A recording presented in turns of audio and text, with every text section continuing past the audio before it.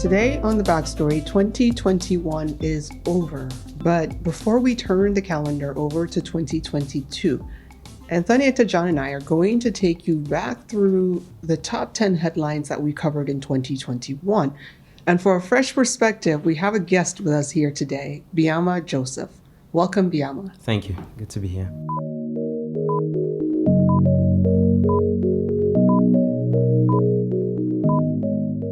First up, COVID-19 vaccines. John, in our episode number 8, back in January, we said that Nigeria was expected to get 40 million vaccine doses, and that would allow us to essentially vaccinate about 20 million people, 10% of our population.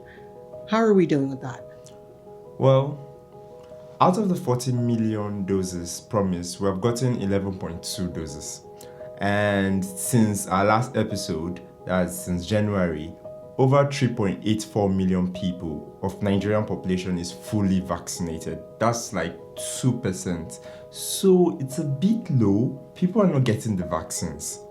John, have you gotten your vaccine? Well, no. But when we did our report back in January, we had like 85,000 cases and 1,200 deaths. Since then, presently, we are now at a total of over 215,000 cases and almost 3,000 deaths. So, look, people are not dying. People are not dying around us. I'm not dying. I'm not seeing people sick. So, why will I go and get injected with something I don't know about, really? And something that doesn't really fight every single variant. There's this meme going around where there's a guy just injecting himself and they're like, this is me in 2056 after the number of vaccines you've had to take.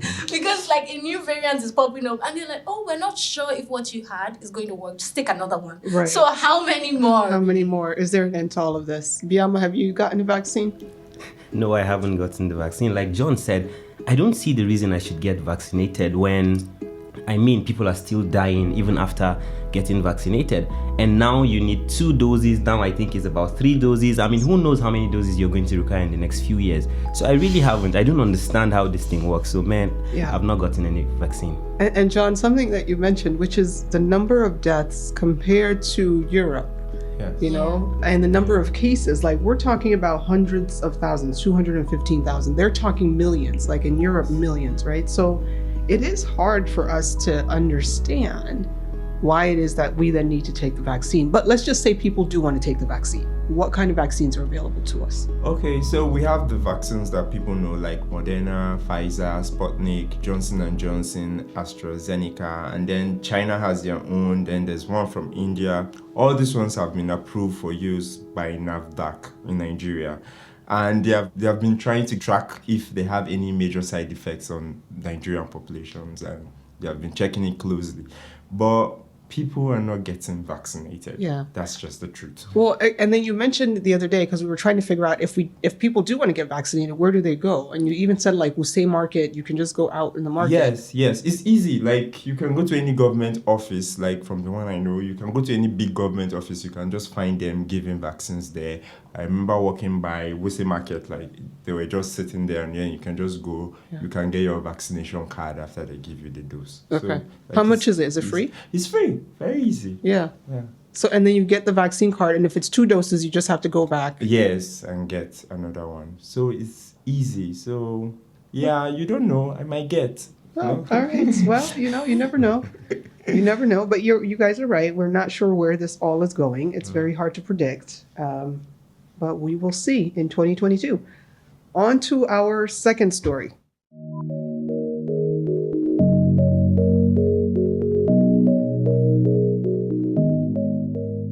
So that same month, January, we looked at a case of school bullying. And this case actually escalated from just your normal type of bullying to sexual abuse.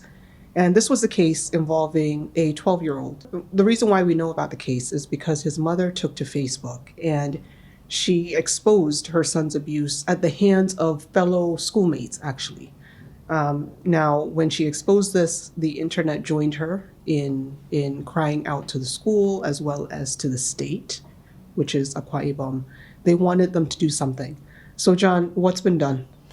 Well, In December 2020, the management of the school announced the suspension of the principal. The Akwa Ibom Police State Command have arraigned 7 persons in connection with the case. They are all minors. In February, they started a court hearing on the case, but the court, they restricted journalists from entering into the court because they were dealing with minors. So that's just... So we're just waiting on that to kind of see what happens. Yes. Okay. So what's going on with Don Davis? Is he back to school? Do we know if he's living his life as normal as possible? Well, we hope and believe he's doing well. I mean, the last I heard from him was like some brands are reaching out to him to represent them, trying to support him and all. So that's giving him some kind of confidence. So yeah, and that's good.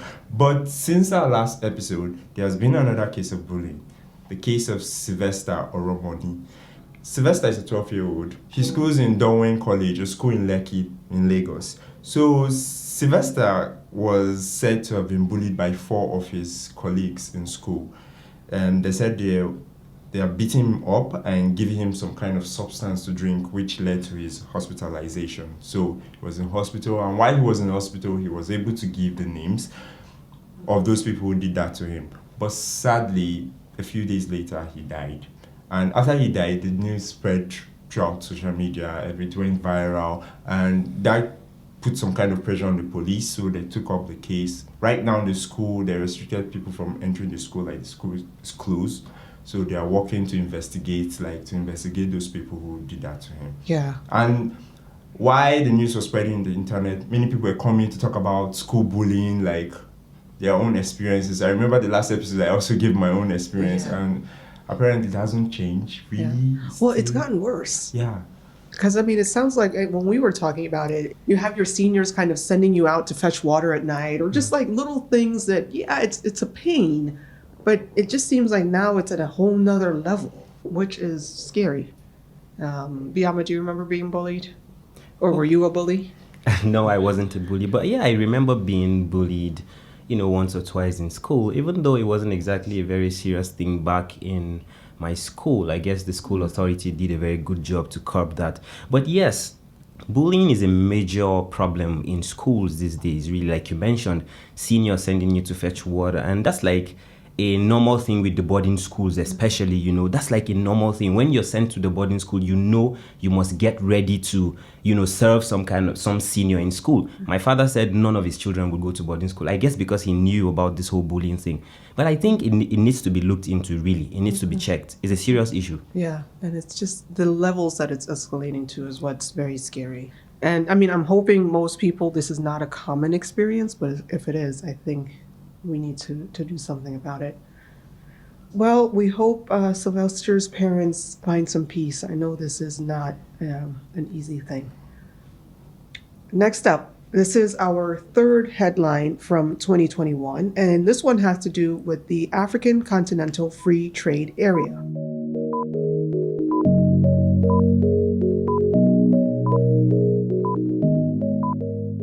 Now, if you remember, the agreement was signed by 54 out of the 55 African countries, and this is to allow for easier movement of goods and eventually even people within Africa.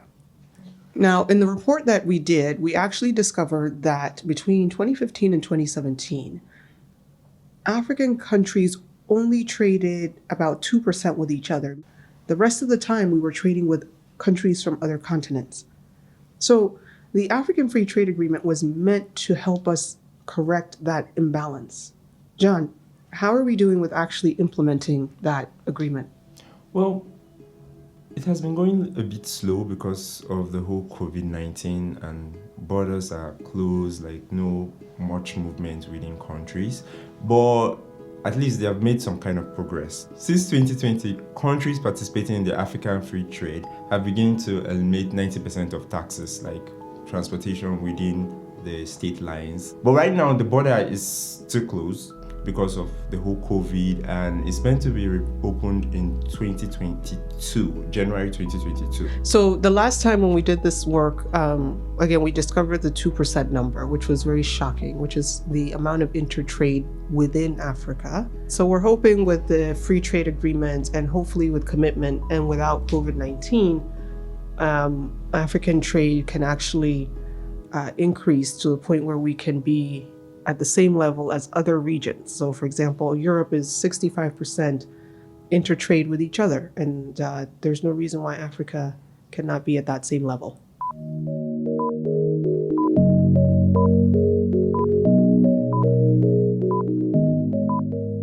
All right, on to our next headline, headline number 4. Now, this story was about the 2021 budget, and I remember working on this story. It was quite painful because the budget is not an exciting topic.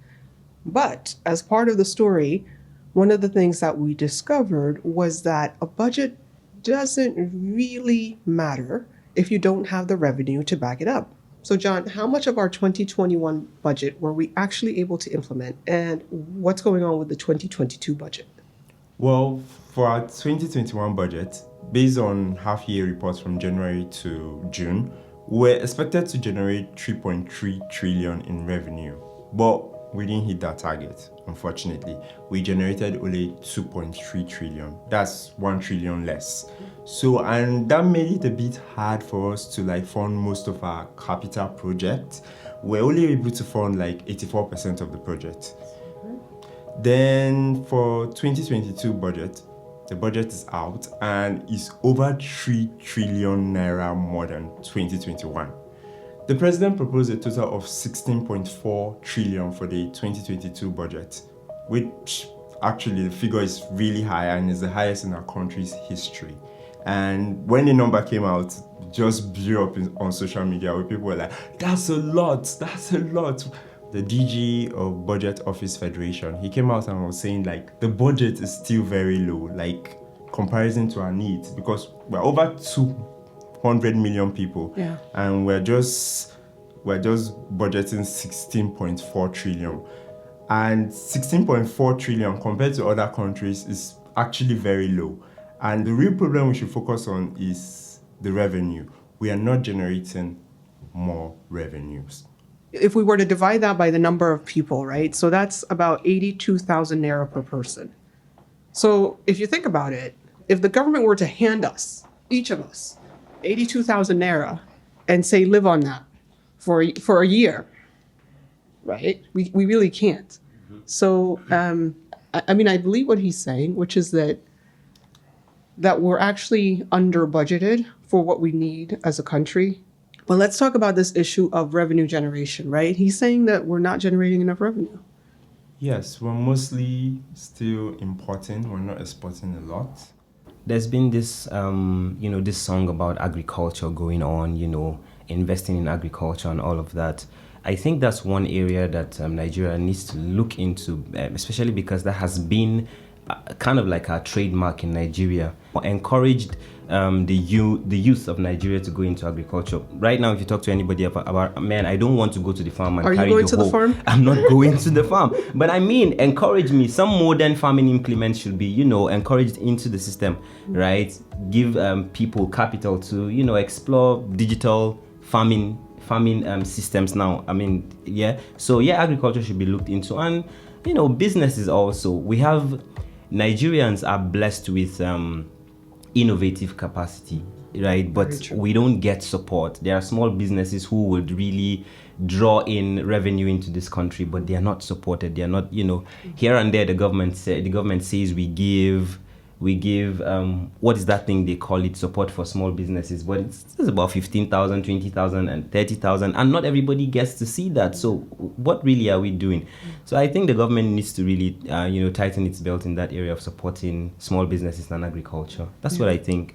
I think our most primary area of revenue collection, which is the taxes, we're still failing at doing that. True. And that's the primary one. And the finance minister hinted that Nigerians should expect an increase in taxes from next year. And so many people are saying, we that are already paying taxes are going to pay a lot more when there is this large pool of people who are not paying taxes. So I feel like that's one area we need to know how to include everyone. If it's through e-Naira, then get everybody there, or whatever medium we want to use, but we need to get everyone to we need to widen the tax net Yeah. as opposed to deepening it, because the more you deepen it, especially if you deepen it on businesses, then businesses are just going to say, listen, it's not worth it anymore. Yeah.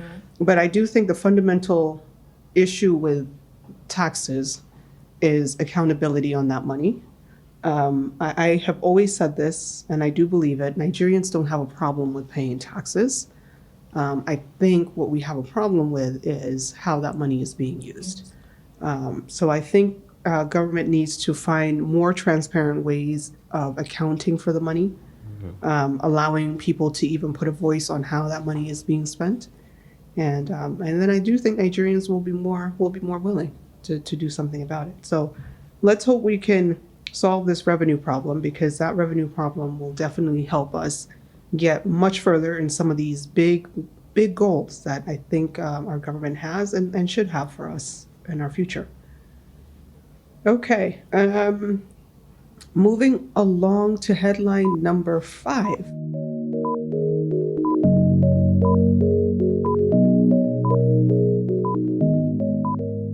Now, this one, we released it in March, and the title of the episode was Heads, Amnesty, Tails, Wipe Them Out. And it was also referring to the debate that Northwest governors were having about how to handle bandits that have been running wild up and down the Northwest. Now, on the one hand, some governors, like the Katsina State Governor, Masari, and the Zamfara State Governor, Matawale, they wanted to try having these dialogues and negotiations with the bandits in order to see if there's anything that they can do to just help solve the situation without killing people. But then on the other hand, the Kaduna State Governor, El Rufai, wanted to apply military force and simply just wipe them out. So, John, how are these two different choices playing out? Well, the people siding with the governor siding with the amnesty deal, who giving room for discussions and negotiations, they are retracing their step back, like they're changing their minds. For example, the Katsina State Governor, in an interview with Channels TV, he was like, he doesn't regret it, but he wouldn't have granted bandit amnesty at the time he did, because to him, the bandits have failed to like embrace the peace. To him, he's done with it. He's going forward to their criminals, and they cannot really come to they cannot really build a bridge for peace. And also with the governor of Zamfara, he says his administration will no longer grant amnesty to bandits. They have failed to like embrace peace, and they have continued to like cause havoc in the society. The Federal High Court recently in Abuja declared that bandits are now terrorists, because everything they have been doing, like kidnapping, raping, killing citizens, those are things terrorists do. So officially, they are terrorists, which I don't know where that leaves us. Is it like they can kill them now, or what? What's going to happen with that? Yeah. We're not really sure. That's a really good question. I mean, the declaration of terrorists, how many terrorist groups do we have now in Nigeria? We have IPOB. We have Boko Haram. We have Boko Haram. Mm-hmm. Who else do we have? And now these guys? I think a branch of the ISIS too, right? Well, yeah, but ISIS is global. It's global. Yeah, okay. ISIS is global. So yeah, Boko Haram, IPOB, and then now we have these bandits. And the question is, Boko Haram, there's a group that we could say, you're Boko Haram. They even carry ID cards, so we can identify them. Wow. Yeah. With IPOB, yeah, same thing, right? I guess this question is, the bandits, do we have a way of identifying who they are? I don't think there's a way of identifying those bandits, really. And let's just retrace back to what the governors who said they don't want to give them amnesty said. It's that you discuss with one group, and then the other groups are just doing whatever they want. It's not a uniform ideology. Like, all of them are not united fighting for a cause, like you would say in the case of Boko Haram or IPOB. So they're all fighting for different things. Some just want to steal and make money. Some are doing it because they claim their land, people didn't give them water. So they all have different reasons. So people that are mad and are like stealing, and people that are going out there to rob with guns, are we classifying them together? And how do you differentiate them from armed robbers or kidnappers now? That's Right. the question. Or is it in my head. all, and exactly. It's like, how do you even, do they operate in one location where you could say, okay, let's just send the military there, have them fight everybody there, and then we're done? So it's, my biggest question is the issue of identification. If you can identify them, without collateral damage, significant collateral damage, then okay. But I just don't know how we're going to go about identifying these bandits. But for me, that's not even the problem, right? Because in Nigeria, everyone thinks, they can come out and just do whatever they want. And eventually an issue of amnesty is going to come up, right? There wouldn't be any consequence for what I'm doing. So I think it's right for the government to really, really classify these people who do these things as terrorists. I mean, just deal with them, basically, because everyone is going to, like, groups are going to keep coming. One person, two people, three people are going to keep coming and, for fighting for, only God knows what, killing people, kidnapping people, and eventually get no consequences. Yeah. So for me, identification is not the problem. Yeah. There are people who are doing wrong, who are killing people. Find the location where they are, because we know some of these locations, right? They move from one place to another, just to widen their market and all of that. If you know we have these people in this location, go there, deal with them, do what you need to do, right? Well, I guess, Biyama, let me say this, though. If you have a government that could pretty much wake up and decide to label a group terrorists in order to deal with them, meaning extrajudicially, because that's basically what labeling as terrorists will effectively allow us to do, is we can send military in and then they could deal with them, meaning extrajudicial killings, and everybody just continues. What's to prevent government from waking up 10 years from now and labeling all youths who are wearing gray, red, white striped shirt, which is what Biyama is wearing now, as terrorists? How do you check that kind of power? Well, I think there are patterns to these things, right? I'm not saying Nigeria just wake up and declare these groups terrorists, but there are patterns how these people operate. And I think there are international laws and policies around these things. Check what these people do, check their pattern of operation. I'm not saying just go kill anybody, but we've seen how these people do what they do. And we're taking too long in addressing these issues in Nigeria. Watch out for the patterns, establish what needs to be established, and do what needs to be done. I'm not saying just kill people, really. Yeah, and mostly there are things they look out for before they label people terrorists, because even the High Court judge that made the labeling, she listed the acts, and then the former a retired Deputy General of the Police, Taiwo Lekanu, he said that terrorist is a general term for people who react with high velocity violence during criminal action. So it's not just any criminal. There's a level of violence you're using, like we've seen some of the bandits do, that then makes it a terrorist affair. But the problem still goes back to the fact that not all of them operate in the same way. Some people just kidnap and let them go. Some actually go about burning down the cars or killing them. So how do we Right. And I guess my question is, what about the option of arresting them and putting them through due process?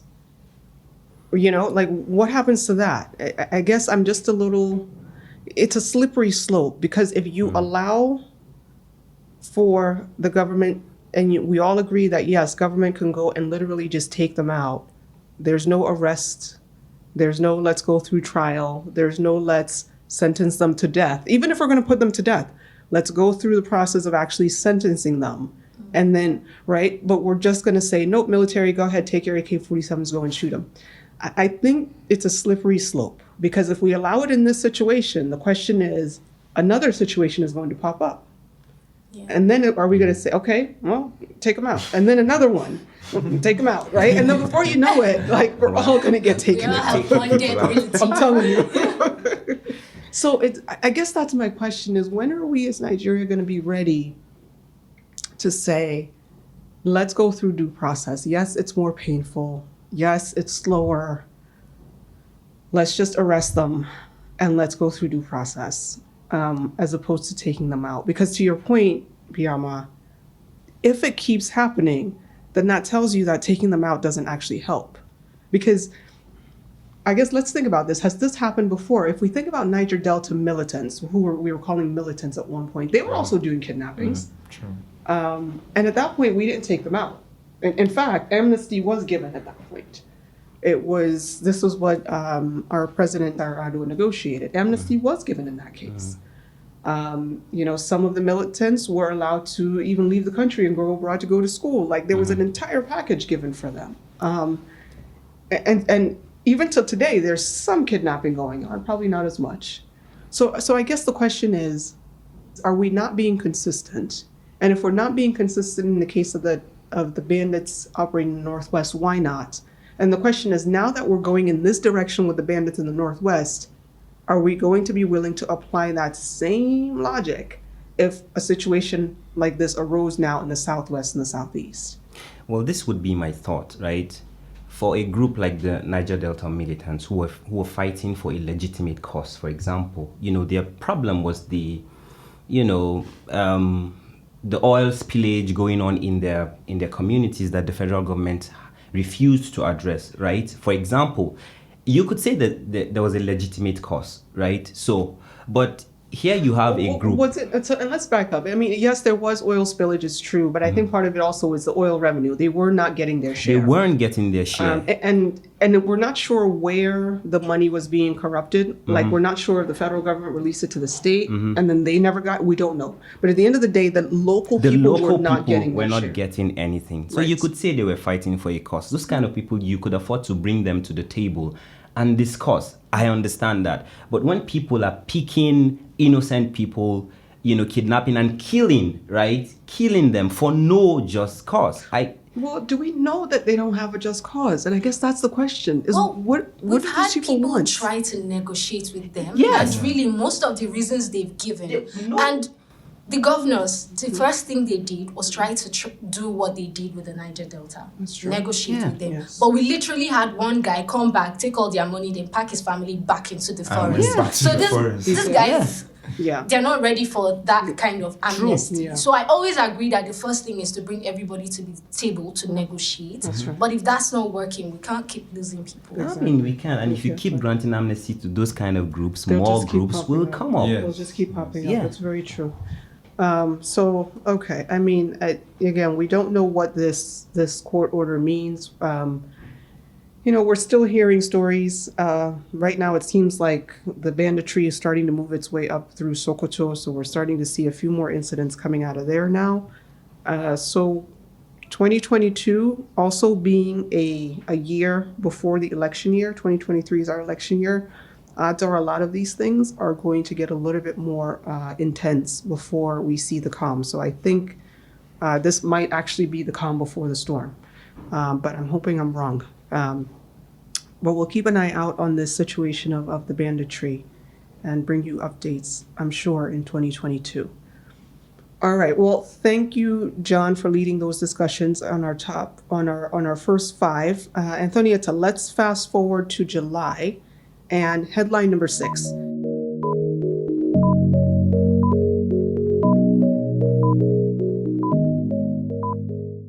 Now, this one is one of my favorites. The Nigerian government banned Twitter after Twitter removed the president's tweet. That was back in July. So 6 months later, Nigerians are still using VPN to access Twitter. So VPN providers are making money. What's going on with Nigeria versus Twitter? And is there any chance that we can stop using VPN anytime soon? Well, from the look of things, I'm sorry, fellow tweeps, but it doesn't seem like anyone's going to be using Twitter legitimately anytime soon, because they've really not come to an agreement that we can all see. So sometime in July 2021, after the ban, the Nigerian Bar Association sued President Muhammad Buhari over the suspension of Twitter in Nigeria, and basically saying you can't even prosecute Nigerians for not adhering because you can't just wake up and ban a social media platform like that. And during the hearing, the federal government then said that, nope, Nigerians are still allowed to use Twitter. They did not stop you. They don't have a problem with you. Their problem is with Twitter. So the federal government listed out a couple of things they needed Twitter to be able to address in order for them to come back. It seemed like conversations were going on and it was heading somewhere, but we've still not heard anything like a date for when the ban will be lifted. Yeah, I think every time the president addresses the nation, there's always like soon, at some point in the next, soon, very soon. Years. Yeah. Okay, so what are some of the conditions for Twitter to come back? Some of the conditions for Twitter's return, one is registration. Twitter needs to register with Nigeria so we can sue them and they can sue us back. Yes. They need to also have a physical presence. We need to have their office, and they should also have physical representation here in Nigeria. So they need to have someone here who would go to court for us. Yep, that's right. Yeah, and then there's taxation. There's the issue of taxation. Twitter needs to pay taxes. If so many Nigerians are on it, they need to start to pay us. Revenue generation. Yep. Then also so that they can be able to resolve disputes, and for Twitter to ensure that local content is being promoted on its platform. Yeah. I think that's all very fair. I'm really curious to hear what the standoff is around some of these conditions, but I'm just wondering if this is what pushed Jack Dorsey to eventually say, peace, I'm done with Twitter. Peace. It's a negotiations with Lai Muhammad. He's like, you know what? I'm done. So yeah, Jack Dorsey did announce his retirement from Twitter. So we'll see what happens when the next guy comes in. But how are you guys getting along with Twitter? What are you, John? Twitter? Well, people are getting used to VPN. You just use the VPN and go on Twitter. But some people are complaining because it's stress and then it's consuming batteries and that. Well, that's true. Yeah, for me, it has reduced the amount of time I spend on Twitter. Exactly. Because it's just too stressful for me to go on. Oh, you're not passionate about it. Yeah. Well, I was so sad when it... Yeah, now we're just used to it. Like, yeah, I wasn't even a Twitter fan Exactly. before. I wasn't a big but Twitter yeah, user. just this extra step of having to do VPN, it's just like, there's no point. So, well, we shall see. I remember when this first started, there was this big discussion around it's our opportunity to get our own platform. There were a couple of platforms that actually started springing up. There was like Tribe. Who was that guy? Crowy. Yeah, was it Crow or Crowy? He said Nigerians should decide how we want to call it. So Crow. Oh, Okay. Was that in Nigerian? Yes. Oh, really? Yeah. So I don't know how those are faring. We have to do a. Well, Crow got deleted from Play Store because Nigerians reported it. Okay. Yeah. So it was just backlash from the whole Okay. because of who the owner is. See, this is us. I'm telling you, we just tear each other down. Come on. So we'll see what will happen to Twitter in 2022. Well, given that 2022 is the year before an election, I don't think Twitter is going to be back anytime soon, but we'll see. We will see. Okay, moving on now. Let's keep going to August and the Electoral Act. That's our headline number 7.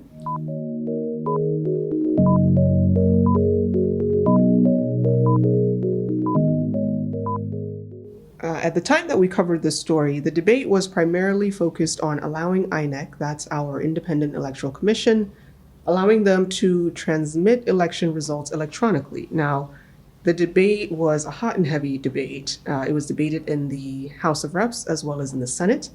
Now, the House of Reps decided that they would allow INEC to decide how they would transmit results, including allowing them to do electronic transmission of the results. On the other hand, the Senate, they tweaked the conditions a little bit. The Senate also said, yes, INEC could go ahead and transmit results electronically. However, they would have to get sign-off from the Nigerian Communications Commission. Those are the folks that are in charge of our telecoms. That INEC would then have to get sign-off from them on feasibility. Now, of course, INEC was not happy about this. There has since been a lot of back and forth between the House and the Senate. But I do believe that we now have an electoral act that is currently sitting with the president. So, Anthonieta, what is going on with that act and what changes have been made to it? Well, on the 9th of November, the National Assembly finally passed the Electoral Act Amendment Bill 2021.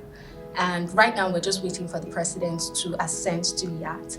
But basically, they addressed most of the issues that people mentioned, and they also addressed the debate on whether the NCC should work with the commission or if it was just the commission to make the decisions. And the commission won, basically, because from the changes, almost all the power to make certain decisions was given to the commission.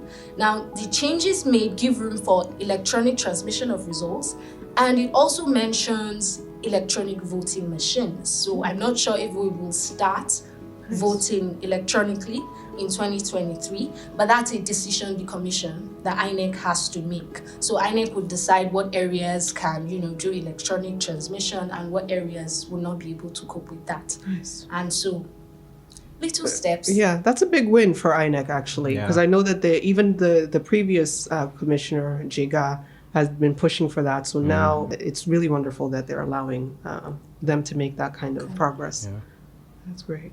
Well, the Act also does something. It makes changes for how political parties run. So basically, they should have fixed candidates for the primaries about 14 days before, so that those candidates can now go through the guidelines of running the primaries. And then it also insists that political parties will have direct primaries. Yeah. Okay, that's a huge deal, because right now the way it works is it's indirect, right? So it's within the party themselves. They can decide if it's direct or indirect. Right, exactly. And right now they haven't been doing, no party, at least that I know, fact check me if this is wrong, but no party that I know has been doing direct. They've been doing indirect, meaning delegates, they have delegates that then choose, right? So now direct primaries mean they want to open it up to everybody who is within the party. So if you align with APC or PDP or whatever, they open it up so that you then vote for the person who is then going to move on to the next stage of actually campaigning for the national. I think this is a big deal. Very big. Because it allows, right now, people I think are suspicious. Oh, we have no control anyway because the decision's already made at top. Because someone like me, I'm just waiting for all of them to bring their candidates and then I can choose. Exactly. So, and you know that things have already been talked about and discussed. But whereas now it's like we actually get to choose. So I actually think this is a really important step of allowing the democracy to continue to filter downward, as opposed to us having to wait for them to give us the choices and then we're like, okay, we'll go with this. So I think it's a huge positive step, and I support it fully. My one concern, though, is I started to, I view a lot of what I view it through the lens of gender. I can't help it. I'm a woman. And one of the things that I do think this may end up doing is making the goal of having more women representatives harder. And the reason why I say this is just in order to even run or try to run for office, you need at least, and this is being generous, 10 what did we say, billion, right? Billion. So I think it's a range from 1 to 15 billion. That's the new range that you're not allowed to exceed 15 billion. But even just to collect your party nomination form, I think at one point it was 10 million there, right? So that's one big hurdle. And then you've got a campaign, which is another God knows how many millions. And so the cost of all of this is huge, which is why a lot of women don't run, because it's like, where am I going to get this type of money? Yeah. Typically they have less financial. They have less finance, exactly. So then you've got this. So now what we're doing is we're creating the primary process, which is going to add to the cost. Because now it's not just about getting your party nomination form, but now you're going to have to go through the campaign process, which, even before you go to national level, you still have to go through an additional campaign process for the direct primaries, which is going to cost more money. So my only hesitation on this is we now need to ensure that there are going to be ways to fund women through what is going to be an even more expensive process. So that's something that we just need to keep in mind. But I think it's a positive move. I don't think we stop it. I just think we just find a way to solve this other issue of inclusion of women. But what do you guys think? So I'm sorry. I've always wondered, what is the reason one needs to have about 10 to 15 billion naira for you to run for an office? Uh, Right? yeah. Is it, I mean, does it speak something about your financial stability, or like really what does it do? No, So it's a the common campaign. It's the It's a campaign. campaign. Do you know how much it is to put that billboard of Buhari there? Exactly. It's It's a like in the city campaign. center, it's like over 500K to have your face Yeah. here in Abuja. Like that one that is just. And then you got to get it all over the country. Yeah. It's the campaign. Mobilize people and stuff. Exactly. It's campaigning. It adds up. I mean, you know, by the time you're done, again, just the basic things within the party, the nomination form, and then obviously giving money to people who are going to help you go and get other people behind you. And it's all about campaigning. And the more people that you have to go and mobilize, the more money it costs. Yeah. But okay, I mean, Yeah. just And, wondering. and that's why it makes sense to me that the bigger parties are the ones that reach, you know, the grassroots, that get to the villages, because some of the smaller parties can't even afford don't to have get the their money. They publicity can't. down there. Yeah. They The can. the big parties have like more money, more influence. Exactly. Yes. Yeah. And obviously, then the issue is, then this is something we need to do an episode of coming in 2022, campaign financing. Because the problem is, where you get that money, all this money is borrowed money. So, for course, example, yeah, I Buhari, when understand. he had no money, had he no had to money. go and borrow. The issue then is when you borrow that money and you're now in office, you've got to pay back got those to pay people who back. gave you money. Right? So then you've got this issue of if you now don't give the person a contract, then what's going to happen, right? So I think that's the issue of you know, the more campaigns cost money, the more you have to borrow. Yeah. And then what's going to happen to our politicians once they get in to office? Are they really doing what's right for us, or are they just trying to pay get back money? Yeah. Yeah. the people So, who? yeah, that's the concern for me, really. Yeah. So one solution to this, and I've seen this happen in the U.S. more and more with their recent elections, which is instead of reaching out to companies, because before that's what the political parties used to do in the U.S. is they would reach out to sort of big rich people, big rich companies for money. So now that the government has actually checked that, like they're actually limiting how much they can raise from those types of institutions, what they've done is they've turned to the grassroots and they've said, okay, you are part of my party, you grassroots people start donating. And they've actually been more successful at actually raising funds through people who vote for them. But then that means that now that people are putting money into them, there's more demand and more accountability on them, Yeah, right? true. Right. So that's one option for us here too, is we could start thinking about, and it's hard for Nigerians, I know, because it's like give money to this campaign, what, you know, but at the same time, if we do it and we find a way to do it in a transparent way, it also means we're more likely to hold them accountable. Yeah. So I don't know, we'll figure our way out, I'm sure. But this issue of women is something that we will keep an eye out on as well. Okay, still in August and moving on to Hush Puppy, headline number 8.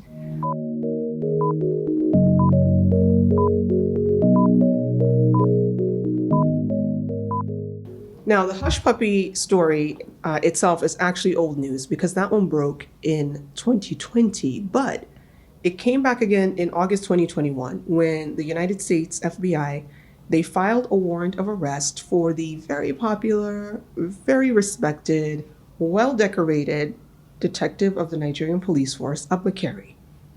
Now, the FBI, they're accusing Abakari for being complicit in one of Hush Puppy's scams. So, Anthonieta, will the FBI get their man? Well, as far as we know right now is that Abba Kyari has aired the FBI. And by that I mean that Abba Kyari did not respond to the FBI suit. So he did not go, and they can't come and pull him out of Nigeria unless our federal government hands him over. But what we do know is that the Police Service Commission, the police force, suspended him from office because they wanted to do an investigation. So they stripped him of his position pending when the investigation is done. And then on the 26th of August, we had reports that the panel, the special investigation panel that was set up, had given their reports to the IG of police. But we've still not heard anything concerning it. And then again, Vanguard reports that the Police Service Commission says they've sent the findings to the federal government. And so now the final decision on whether to extradite Abba Kyari to the US or to punish him here in Nigeria, or to strip him of his position, or even reinstate him if he's innocent, is left for the federal government to decide. Okay, so the report is sitting on the president's desk.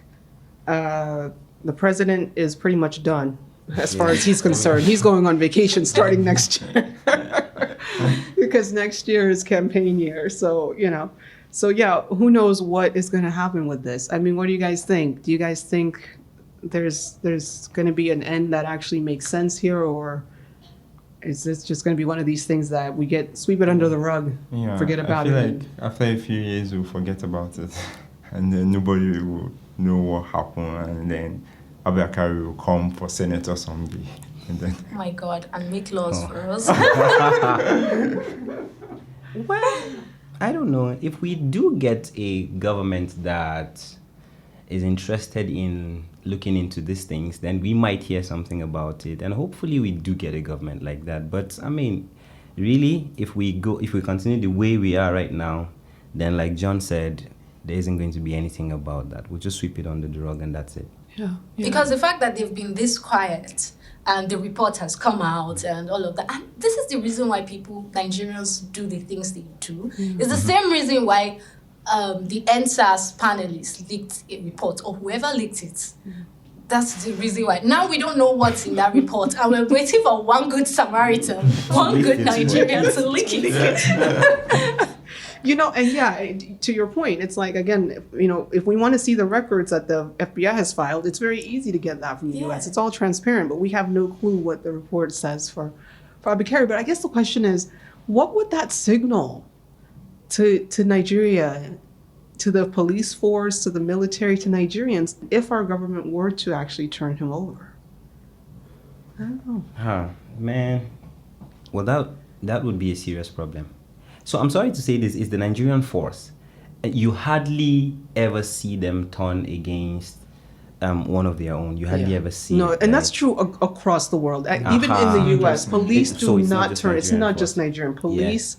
And generally military, all those people they never turn against their own. And that's ingrained in them. It's because in order to be doing the kind of job that they're doing, you cannot. Like, you have to know that person has your back no matter what.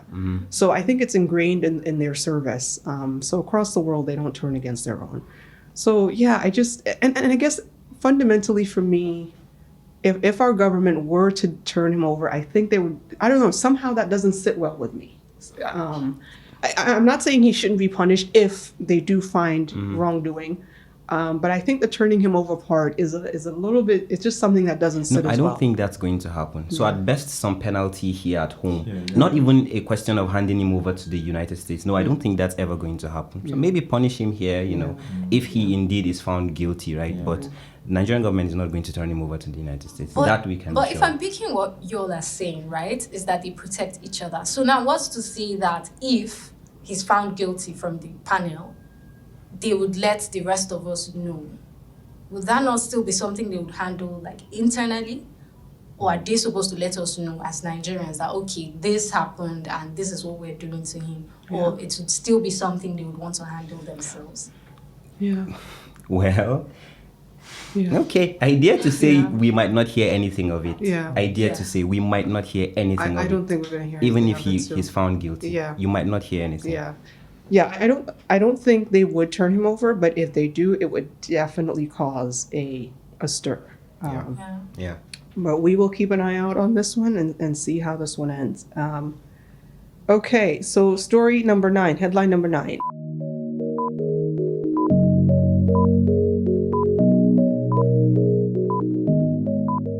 It's the end of August, and even though the world was still under the COVID-19 travel restrictions, and still is, the games must go on. And I'm obviously talking about the Olympic and the Paralympic Games. Now, they were supposed to have taken place in Japan in 2020, but for obvious reasons, COVID-19, they had to be postponed. But this year, our Olympians and our Paralympians, they braved the virus and they went over to Japan to compete in the Games. Now, when we covered the Paralympian story, at that point, we only covered the beginning of the Games, but now we're going to bring you an update about how the Games ended. So, Anthonieta, how did our teams do? Well, not as great as we expected, generally. So, for the regular Olympics, we had 2 medals. No gold, 1 silver, 1 bronze. And then for the Paralympians, we had 10 medals. Okay. 4 gold, 1 silver, 5 bronze. But we dropped in our position. We were supposed to be the Giants of Africa, first on the list. But this year we came 4th in Africa. Okay. All right. And then our Olympians, what number were they on the list? 74th. Okay. All right. All right. Well, we have a long way to go there. For the Olympians, 74th is like generally. Right. Like Yeah. generally. Right. While for the Paralympians, we're 33rd. Okay, generally, but in Yes, Africa, but in it Africa was we're we're number 4. Okay. All right. Well, still, our congratulations to our Paralympic team. We are very, very proud of you. We have higher expectations for the next time, and we hope you guys get to compete in these smaller regional competitions over the next 4 years, or rather 3 years, actually. So we're wishing you luck as you kind of continue to develop and push for the next Paralympian competition. Okay. And last but certainly not least, our number 10 headline of 2021.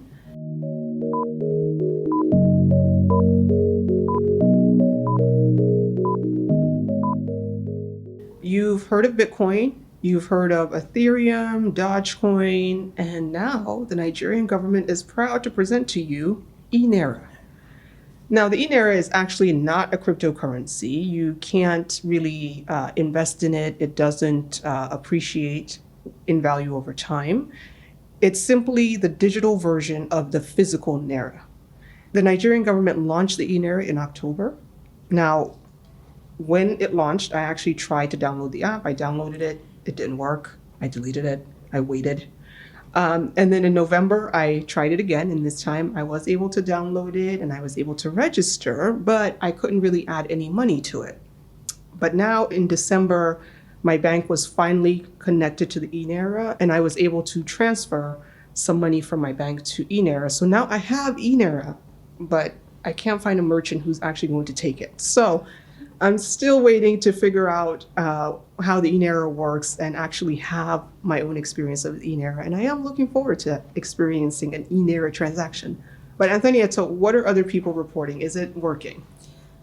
Well, not for the people around me, not for the people I've seen. I still haven't seen one person who has, gotten the app, downloaded it, put money in it, and actually done a transaction.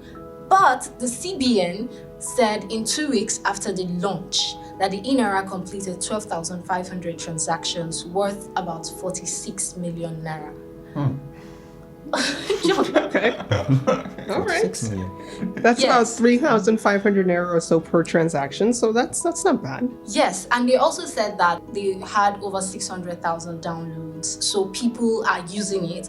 Just that within my circle, I don't see those people. And like my poll on social media also, no one still has gotten a hang of it. Yeah. So it's probably just the top guys in CBN that are using it for now. It's all the employees of CBN. CBN is mandating Right, everybody in I don't see anybody. CBN. Do you guys have the e-Naira?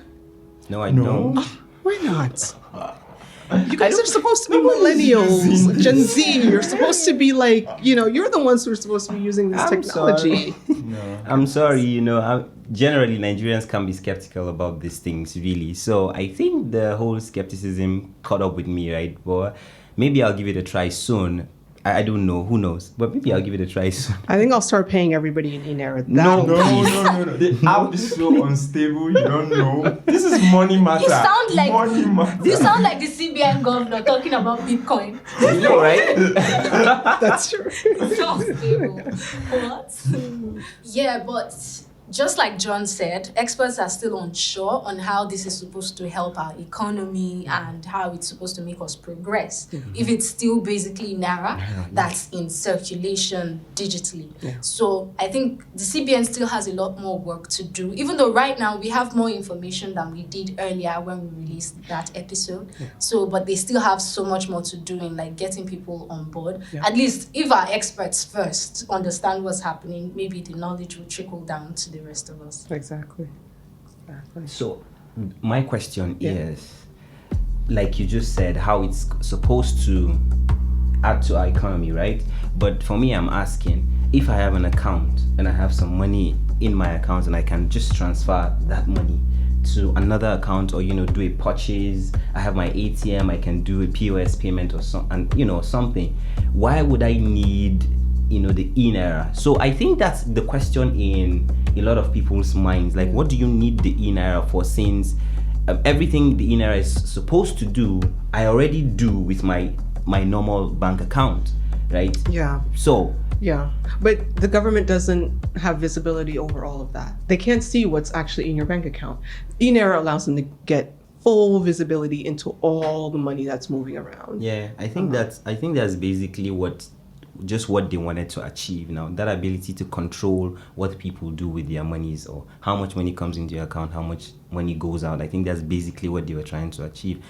And for the common Nigerian, that doesn't even make sense, because I don't want you to know what I do with my account. Right. So for that reason, I'm not even going to download e-Naira. Right. Well, I don't know that the government will necessarily know every single thing you do. When we did the story, we actually interviewed an attorney about this, and we were asking him specifically about this issue of privacy. Could the government literally just log in and see everything? They can't. So in a country where due process is followed, and I see you're skeptical again, and I think it's right that you're skeptical. In a country where due process is followed, CBN would still have to have a justification for why they need access to you, Biyama's account. Even within the e-Naira, even though it's CBN controlled, they still would have to go to court, say, we need a warrant to be able to do this because we believe Biyama is doing this, this, this, and this. Court gives them that, and then they go and they access the account, just like they would do with the regular banks today. So they should still have to go through due process. The question is, I don't know if that's the case. And I think that's where the skepticism comes in, is by giving the data and information to government, does that mean that they may feel or they may find a way to justify not going through due process? I don't know. Yes, back to revenue generation. So in our last episode, we had a question on how much they were going to charge us per transactions. Because I know, like with the normal mobile banking, if you're using the USSD, somewhere from 6 Naira and above. And so many people were thinking maybe they were going to make this one free, since they were trying to get us to go on it.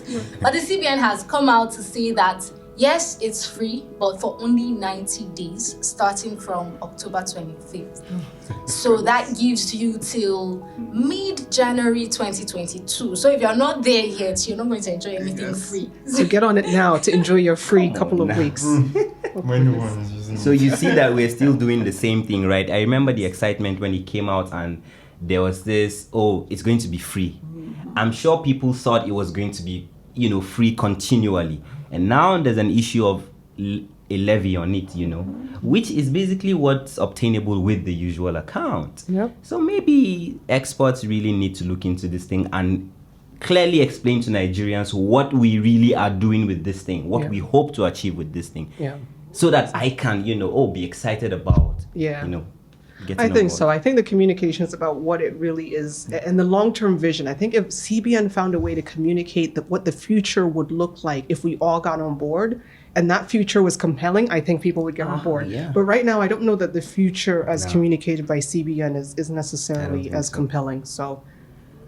Yeah, but something shocking happened. So on the 28th of October, some people who had downloaded the e-Naira and those who wanted to download just went online and realized that the e-Naira speed wallet was missing. Because Google Play Store. Imagine your money is in there. Like all my e-Naira. Imagine that, all my e-Naira. Mr. CBN Governor, sir, where is it? And so there was Nigerians. So even those who didn't have the app, people were going to check to understand what was happening, because it was available on Apple App Store, but it wasn't available on Google Play Store. And many people believe that it was because of the low ratings. It had really poor ratings because genuinely people were having problems. So it was under 2.5 and it had so many complaints on the reviews, and then the app went down. But the CBN came out to say that they actually deliberately took the app down because they needed to fix some of the complaints. Believe what you may. But on that note, I do hope that there are backups upon backups upon backups of the data behind the e-Naira, because if anything should happen, people should be able to access records of their transactions. So But I'm sure, I am almost sure, 99% sure that is the case. But let us just continue down the adventure with CBN. We will support you guys. Just communicate better and find me a merchant who takes e-Naira so that I can try it, please. All right, so that's our 10 stories of the year. Before we break for the year, we want to wish everyone who is listening to the backstory and everyone who's listening to True Crime Niger, we wish everyone a very Merry Christmas and a Happy New Year. That's it. See you in 2022. See you in 2022. Yeah, it's like, it's been a wild ride. Did you guys make resolutions? I stopped making resolutions when I was a teenager, Sean. Yeah, me I don't too. know. Me too. I can't. I cannot keep up. But amazingly, I had I had some resolutions at the beginning of this year. Yeah. So someone gifted me a brand new diary on the 1st of January this year. Brand new diary. I still have it, right? So, I kind of wrote some things down. Oh, this year I'm going to do this year I'm going to do that. But trust me, if you ask me now, I don't know. Yeah. Do you still write in the diary? Well, yeah, every now and then. There's also something that used to happen every year before COVID-19. And the next year, everyone says, next year is going to be my year. It's going to be my best year. But now people are scared. So let me say for you, 2022 is going to be our year. Yes. My year. Yeah, it has to be our year. It will be the year. We're definitely planning for a lot more as part of the Triple E team. So I am super excited about the projects that we have planned for 2022. So it will be our year. All right, guys, it's a wrap. Thank you. The Backstory is brought to you by Triple E Media Productions. Production copyright 2021, Triple E Media Productions. This episode of The Backstory was produced by Rahmat Muhammad, Anthonieta Kalunta, John Iwodi, Dominic Tabakaji, and Sam Tabakaji. Executive producer Rahmat Muhammad. Special thanks to Biyama Joseph and Mala Iwa Gbado Ikaleku. If you enjoyed this episode and you want to hear more, subscribe to our YouTube channel at 234 Audio and turn on that notification bell. You can also listen to The Backstory on our website at 234audio.com, on Apple Podcasts, Google Podcasts, Spotify, TuneIn Radio, or wherever you get your podcasts. If you're interested in sponsoring or licensing this program, or if you just want to say hello, reach out to us on WhatsApp at 0818-230-1234. We'd love to hear from you. I'm Rahmat Muhammad. See you next week.